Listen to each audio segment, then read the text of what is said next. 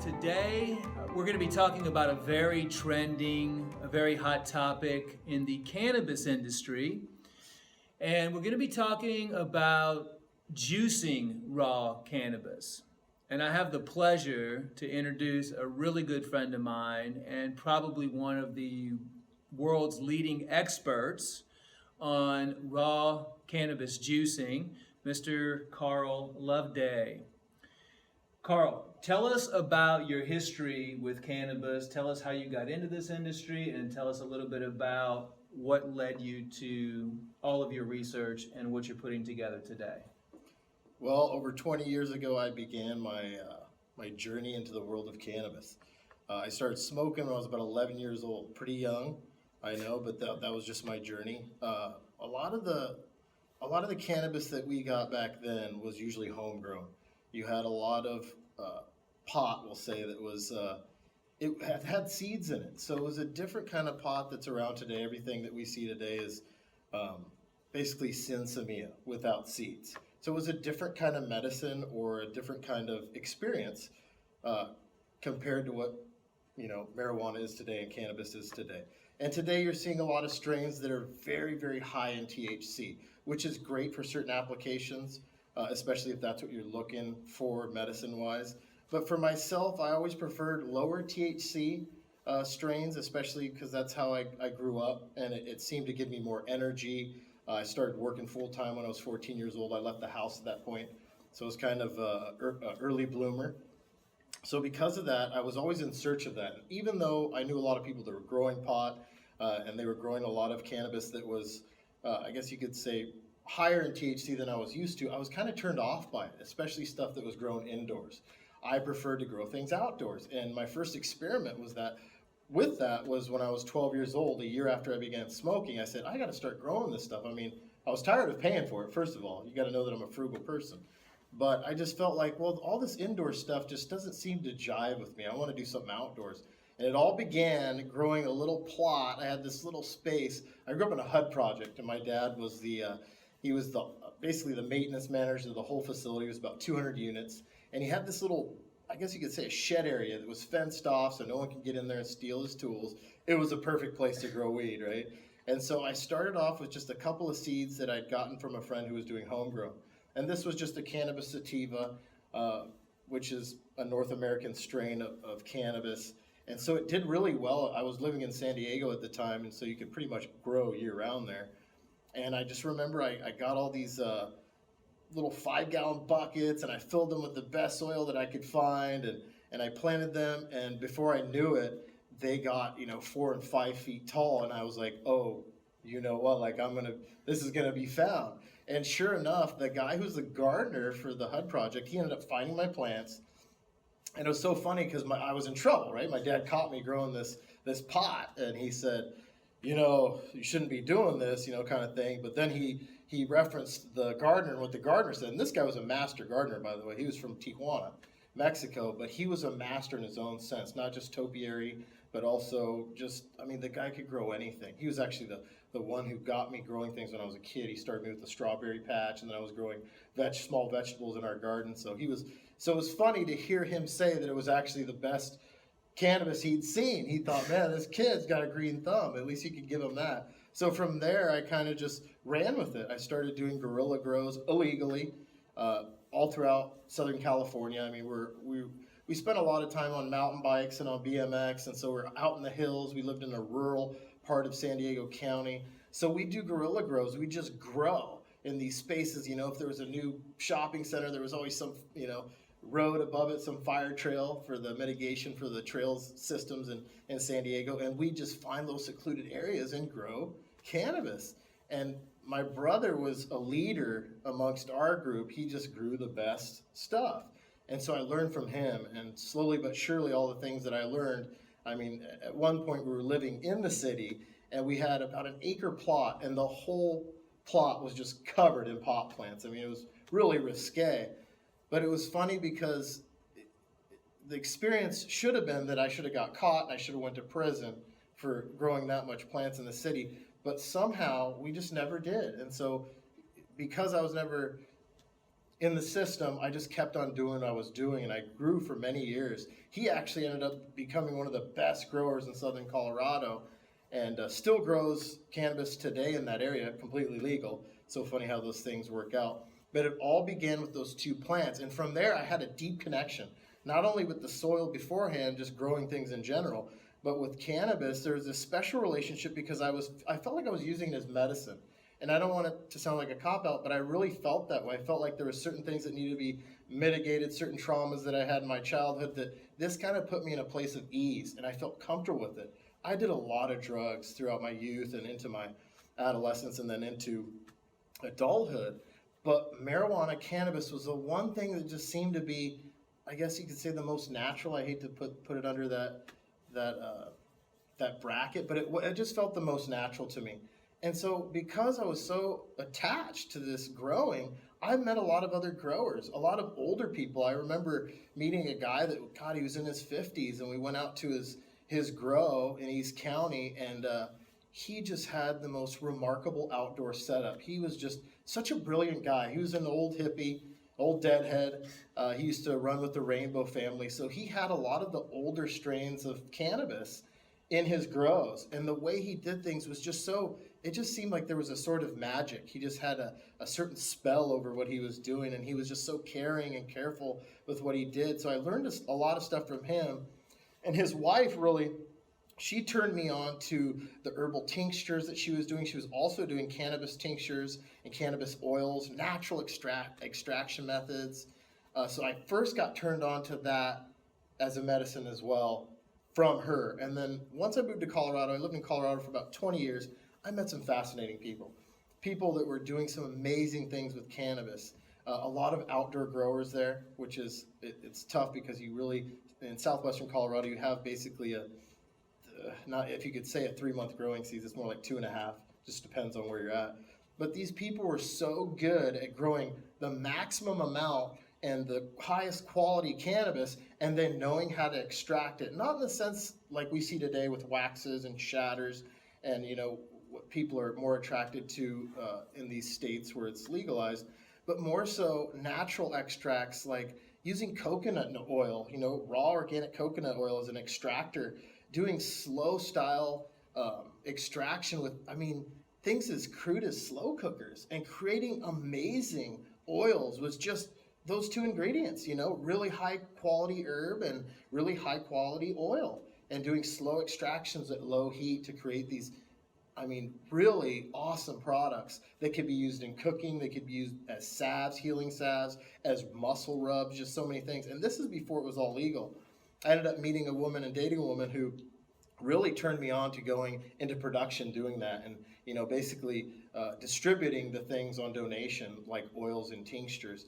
And she had some amazing techniques how she did things. She was a healer. She was a Reiki master and an herbalist in her own right, and had been traveling on the cannabis path for many years herself. So she had a lot to share, and so I gleaned a lot off her, and I still use those extraction methods today.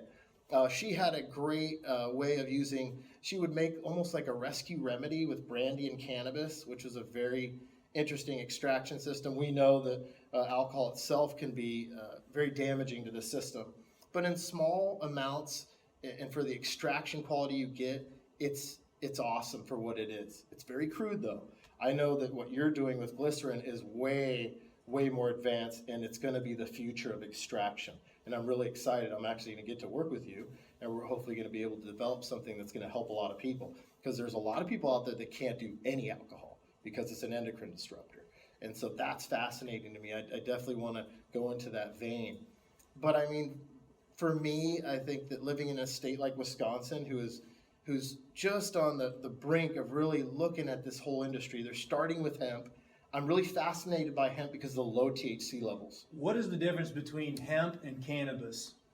So they're both classified as cannabis sativa if you look at them as far as what the wording is. The difference is that hemp is going to have, it's going to be more so like the older strains of cannabis. It's going to have a really low THC, and a possibly high CBD, and then all the other phytochemicals that are involved with cannabis. And in relation to medicine, we're looking at so many compounds right now. We're really focusing on 4. I think there's a 5th they're looking at right now, but there is so many more. There's hundreds of more phytochemicals and compounds. To quote the late great Jay Cordich, the yet unidentified things that are out there that we just don't know about, but are truly healing and beneficial to us, even if we don't know about them and can't wrap our heads around them yet. So for me, hemp is more akin to the things I started with, which I'm excited about. The higher THC strains are great. So for me, I mean, as far as I couldn't really get into the science of exactly how they're different. I know that certain strains of hemp are made to be what they call defeminized. So it doesn't have that female energy as much as a true cannabis plant does. And so it's not going to have the same effect on your body. So that's one thing that's missing.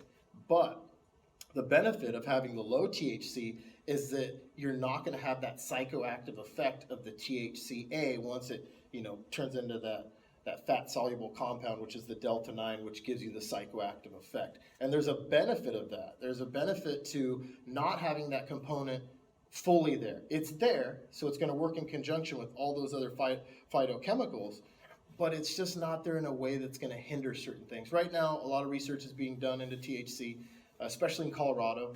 They found this syndrome that people are starting to show up with at hospitals. My brother has severe Crohn's disease, and I think this is something that he's suffering from with the high THC levels of these certain strains. It's called cannabinoid hypermesis syndrome. And basically, it's a drying out of the small intestine. That small, thin wall, that cell wall that lets you absorb certain nutrients is being broke down by overconsumption of THC. Now, that's something to worry about, something that isn't truly being paid attention to. And they say that it's more so when you're isolating the rest of the compounds by smoking the product and truly absorbing the THC delta 9 that you're going to have some of these disruptions in your digestive system. So the benefit of having something to work with in the state of Wisconsin, which is totally, such a low level that it's not going to get you high as far as having a psychoactive compound, is that the other things are going to become more prevalent. And so the research that will be done on that will be zeroing in on these other compounds, especially CBD. I think CBD is such an awesome phytochemical, but it's just not the whole story. I call it the painter painting the painter painting the painter. I don't know if you've seen that work of art where the painter is painting the painter, and it just kind of goes on infinitely. I think it's the same thing with most herbs, especially with cannabis, because it's a very special plant. There's so many things that are locked into this beautiful plant that just are starting to be, they're just scratching the surface here. So we're really in an exciting time.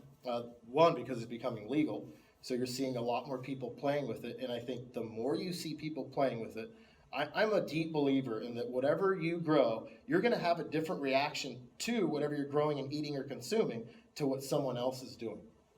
And so much information is going to be spread and shared. There's going to be a lot of cooperation going on. We're going to find out so much about this plant and plants in general. We're seeing a huge shift in consciousness. We're seeing a lot of people going vegetarian, vegan. They're changing their lifestyles, not just because they feel better, because there's something switching on inside. I hate to sound cliche, but there's a sort of spiritual awakening happening, especially here in the United States, that we're seeing. So you're seeing a consciousness shift, not only to saying, hey, there's more to these plants than we know about, but also there's more to the plants that we don't know about that we need to start paying attention to. So things that are considered toxic or dangerous might actually be beneficial. We just don't know enough about them yet. We're not masters in that realm of plant life. One of my favorite ethnobotanists, Wade Davis, he's such an incredible man. What a great scientist, because he put himself there. He is, he's kind of like an experimental anthropologist, even though he's an ethnobotanist. He puts himself in the position of feeling and understanding things from a personal experience, and I think that's critical. Outside of a labs, we can find out all these wonderful things, but when you really put yourself on the line, you can really discover a lot of things. And so, for me, the difference in hemp and cannabis, as far as hemp being this plant that is defeminized or doesn't have some of the things that cannabis sativa or cannabis indica has, there is some things in it that it's going to make it an interesting plant to to research for sure. Great. Tell us about the cannabis juicing, raw Yes. cannabis juicing, how that's so effective, how you got into that, what, give us the ins and the outs of raw cannabis juicing. So I had a real good friend whose wife was suffering from severe MS. And she's one of the, one of these people that looks everything holistically with a W. She wants food's got to be whole, her cats are eating organic food. Everything's got to be top of the line in the sense of it's got to be whole food.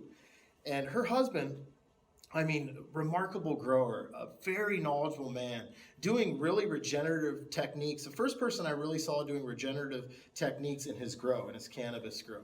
And so he would do things like take the root systems and completely grind them up. He was using certain strains of mycelium because he was a big fan of Paul Stamets in his grows and his soils.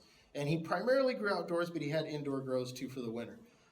But what this man was doing, we'll just call him Doug. So what Doug was doing was, Doug just had a green thumb and a half. And what he was doing indoors during one winter was he was growing a particular strain that was high in CBD that he was growing for his wife to hopefully smoke one day. But she wasn't a smoker. She would not touch the stuff as she didn't want to be any part of it.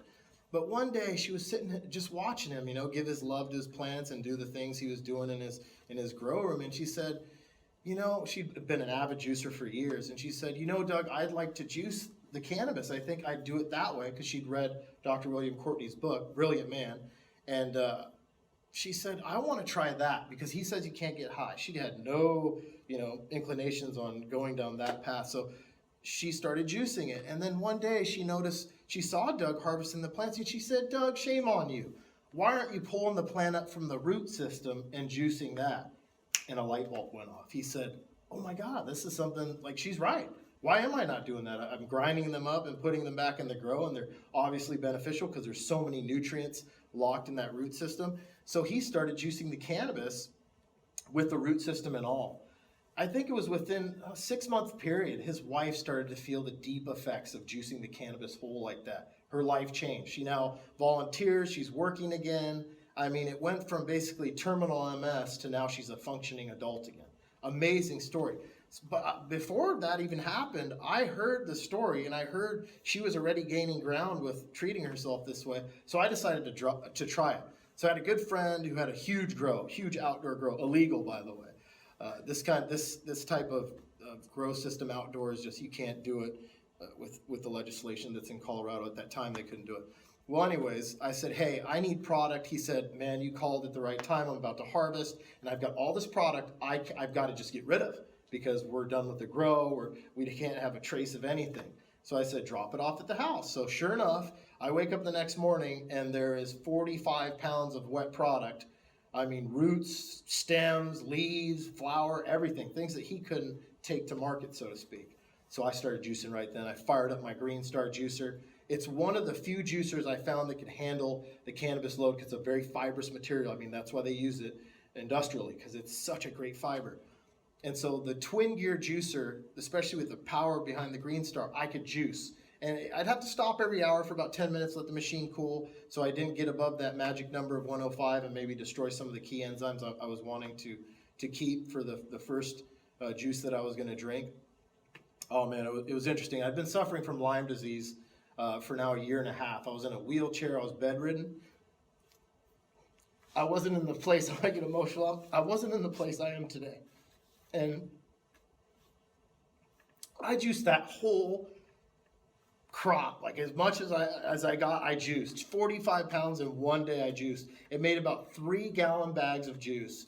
And I consumed only 6 ounces that day. I was suffering from severe brain fog from the Lyme disease. I couldn't even have a conversation. What I'm doing right now would have been not possible. So, excuse me. I drank that 6-ounce glass of juice immediately, and I'm not kidding. Immediately the brain fog lifted. I called my friend and had a conversation, a 2.5-minute conversation with him, and he's like, whoa, bro, something's working. Because, you could only say yes and no and, barely hold, thought patterns together. And now we're having a whole conversation. And I explained to him the experience I was having and the difference of, because he thought I was weird for wanting the roots and all that. Who wants all that rubbish? And so right then and there, I knew something was going on and I needed to keep on doing this.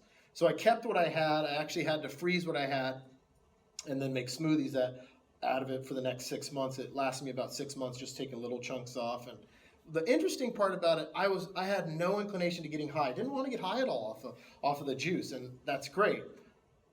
But there was times where I'd mix certain things with the juice that would cause a psychoactive reaction. So if I mixed citrus with my smoothie, or I mixed any coconut oil or any, anything with medium chain triglycerides, the extraction process would change the acids into the psychoactive fat-soluble compounds that would get me high. And something started clicking neurologically. I suffered from severe polyneuropathy. That's why I was in a wheelchair. That's why I was bedridden, in pain all the time because of the demyelinating of my nerves and all these crazy physical things that I was going through. But I over about maybe 3-month period, within the first 3 months of that 6-month period, everything started progressively changing. I was blown away. I was like, there's something to this. Well, at the end of the 6 months, I was out of it. And I realized, okay, that was great. I need to get more. Well, I couldn't get more. Not that capacity. The laws had changed. You no longer were allowed to have 99 plants for juicing. Someone had lobbied to change the laws, so you were down to 6 to 12, depending on what kind of license you had for growing. And so I was like, man, I was at a loss there, I couldn't have my juice anymore. But then I went into starting to do tinctures that were raw, right? So I would, rather than I could find product raw, I just couldn't find enough of it to make the juice anymore. So I'd find product raw, and I'd make the tinctures like I used to with the alcohol. So I would just take raw product and I'd suspend it in alcohol. Or I would take the oil and I would suspend the raw product in the oil. So I would just heat up oil and then slowly let just everything, and then I'd watch for molds, anything growing. Nothing ever happened with coconut oil.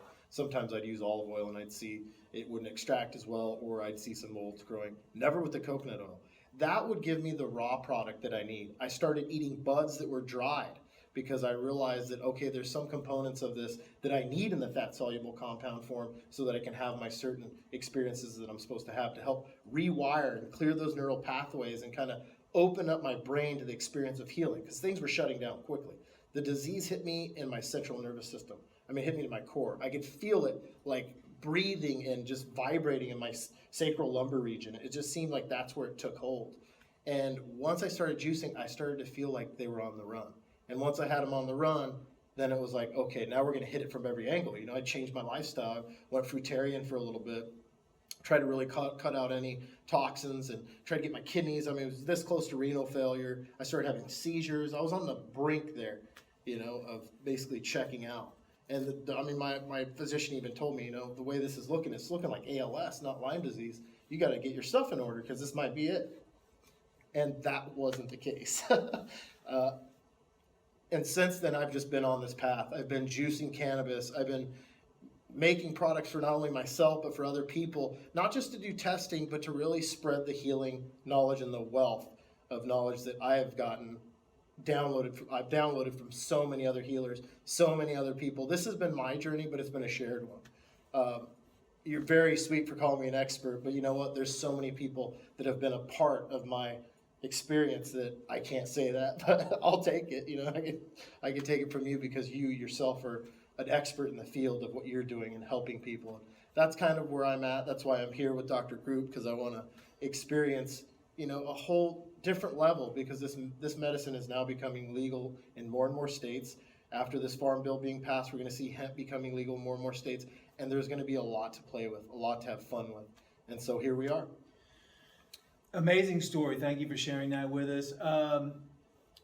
How would somebody go about if they wanted to do raw cannabis juicing? I mean, you're talking about 45 pounds. I mean, how are you going to buy 45 pounds of cannabis or whatever? Is that like super expensive, or do you foresee, like I know you and I have talked about possibly doing the juicing and then suspending those compounds in a stabilized tincture or some sort of an extract form?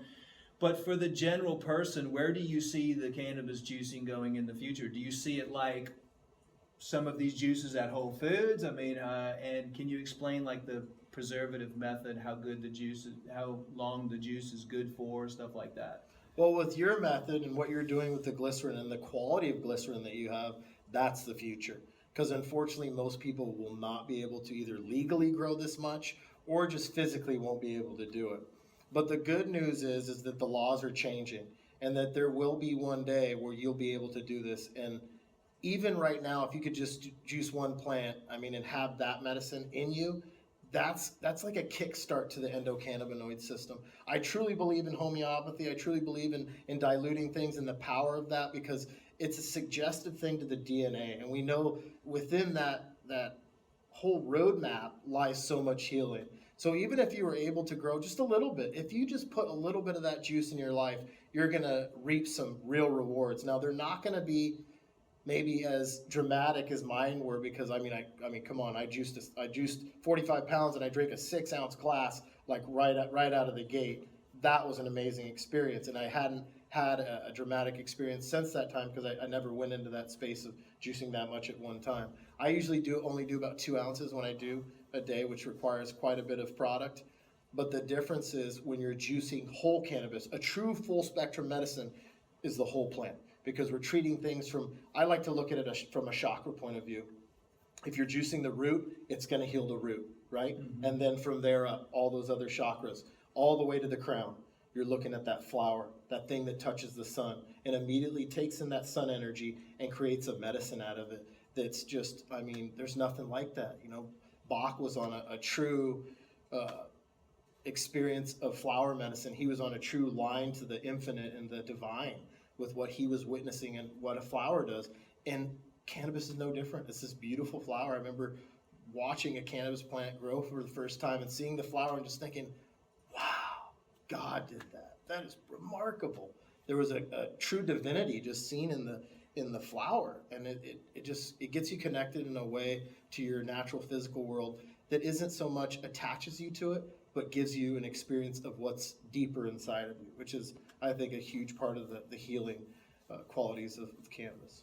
There's actually a doctor in India recently that proved now scientifically that homeopathics work. He's got a special electron density something microscope, and he viewed nanoparticles, trillions of nanoparticles inside the homeopathic. So now it's not just water in there, it's actually proven scientific fact.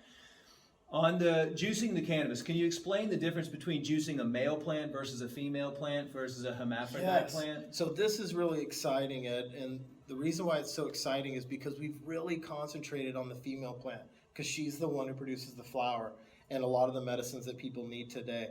What is not being looked at is the beautiful male plant. We know we're both married. We understand the benefit of having women in our life, whether it's a daughter, a wife, or a mother. It's the same thing with cannabis.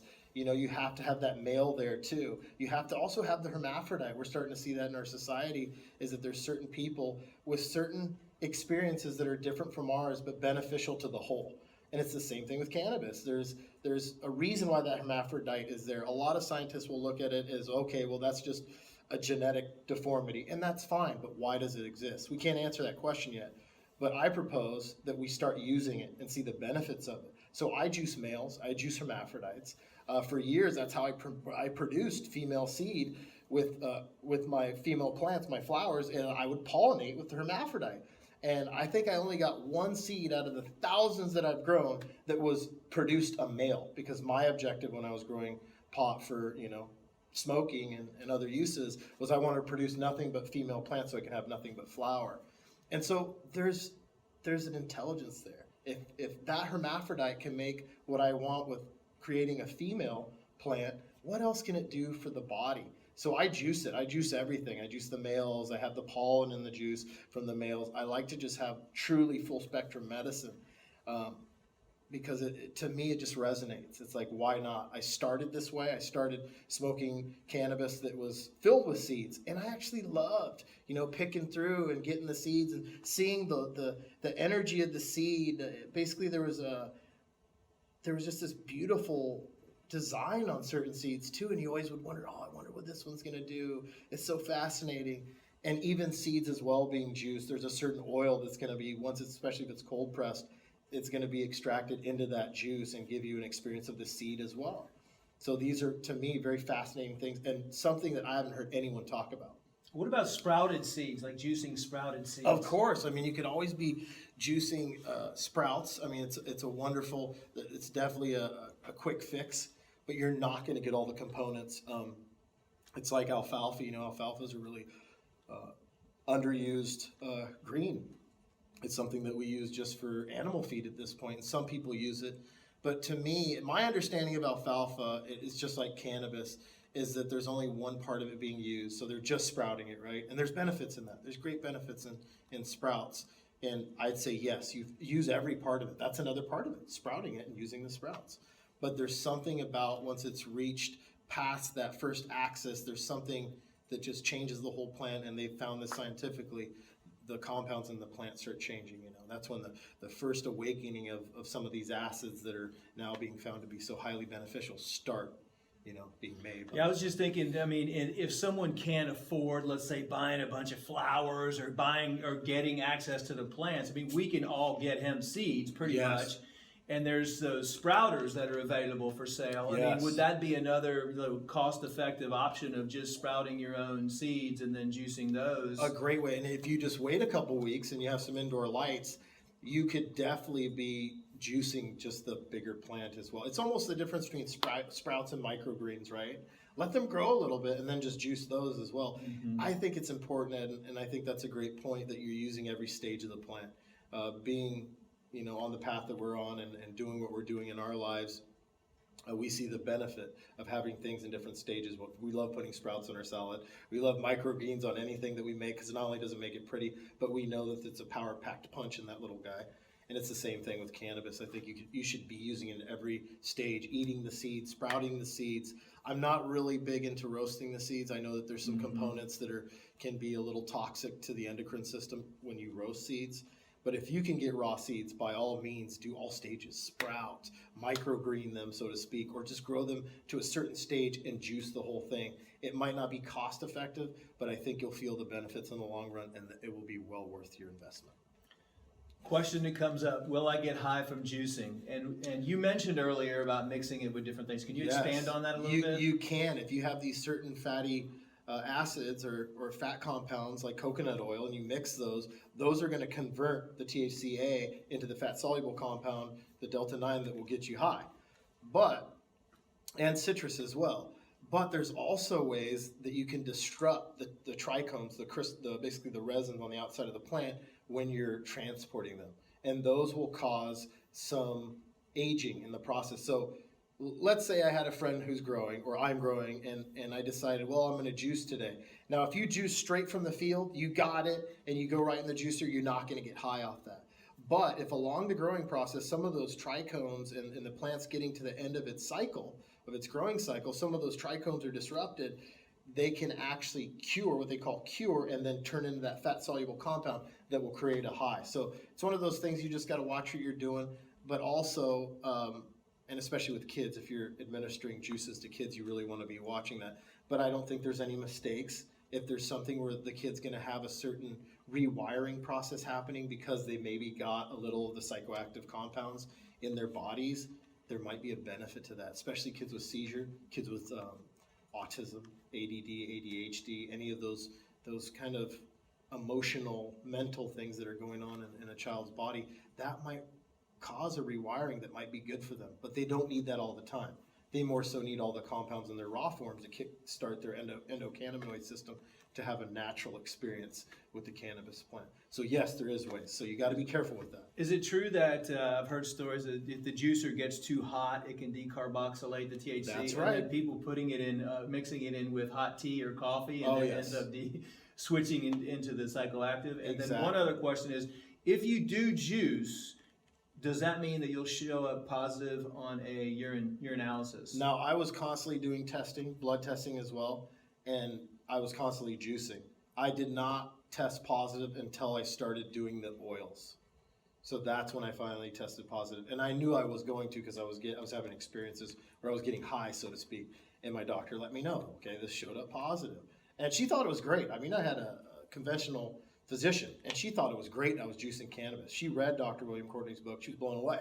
She's like, this guy, and she read Medical Jane's, studies or peer-reviewed studies on his information, and she was blown away. She's like, "Oh my gosh!" She was actually wanting to administer some of the juices to her daughter, not just the cannabis juices, but juices in general, because her daughter was going through certain things at school, and she just felt, it might help her kind of balance out. So having people like that in your corner that are willing to tell you, hey, this is what's showing up, that was highly beneficial, because it's given me some insight that, okay, these things can show up. So you got to watch that, especially if you're a truck driver or you work for the county or anyone who's getting tested on a regular basis. You could lose your job because of it. So that can be an issue for sure. So you have to be careful for sure. One last question. Let's say someone is juicing kale, carrot, spinach. They're making a multitude of vegetable juice fresh. Can you add some cannabis into that? You can. Just do not use apple, any citrus, because it will. We've done some experiments recently with apple juice and how it converts those acids into the psychoactive compounds. So be careful with that.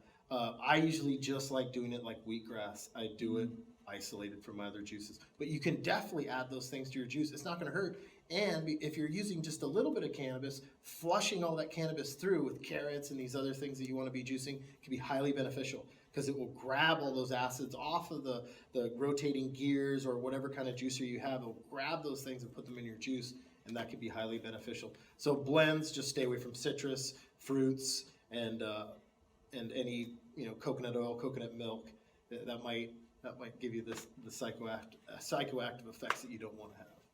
Great. Yeah. Anything else you'd like to add that we didn't cover? No, I'd say just stay tuned. There's going to be some really exciting things happening with this beautiful plant, and a lot of people are going to be receiving a lot of healing benefits from some of the research that is going to be done in the future. So I'm excited. I think that with what you're doing, I think that's the next step. A lot of people just don't know what to do with the raw product, and I think with what you're doing and at the level you're doing it, the high integrity, the high quality, you're just on the cutting edge of really producing a product that's just going to be second to none. Well, I mean, I see all the growers in Canada and all of the hemp, and so much of it is just going to waste. The stem, the root, and some of the leaves is just being tossed out, and that can all be utilized for juicing. Juice, like I see cannabis juice bars in the future or something like that. So. Oh, totally. I mean, this is something that could be in every juice bar in the future. I mean, someone like Whole Foods would do really well by introducing just leaf right now in the certain states where it's legal. I don't know how, with all the discrepancies and the legislations that have been passed in all these different counties too and states, it'd probably be tough. But that would really get it out there. It's important that it gets out there. It doesn't matter who does it, but that they do it with high integrity and that they offer it to the public. Just, make it easy for people, because not everyone can do this.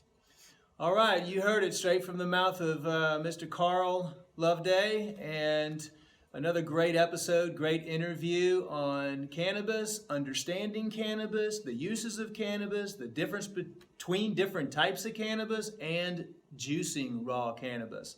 Until next time, this is Dr. Group. Live healthy.